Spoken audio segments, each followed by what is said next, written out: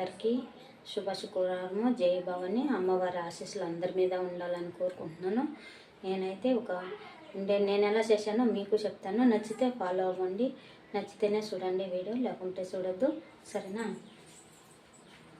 నేనైతే ఎప్పుడు ఇట్లా ఒక ఉండి కట్టుకుంటాను అన్నమాట. ఉండి అండి ఇది డబ్బులు మనం ఆదా చేసుకోవాలంటే మనం ఆడవాళ్ళకి కానీ ఇంట్లో కానీ ఒక డబ్బానో ఉండేనో అవసరం మనకి.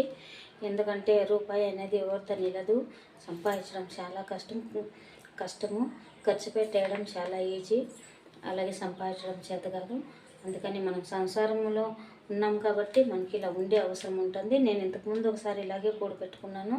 ఆ డబ్బులే తిరుపతి వరకు పోయి ఇంటికి తిరుక్కొని వస్తాం మేము. ఆ ఉండే డబ్బులతోనే, ఎక్స్ట్రా ఖర్చులు ఏం కాలేదు. అంతైతే నేను కూడబెట్టుకున్నాను.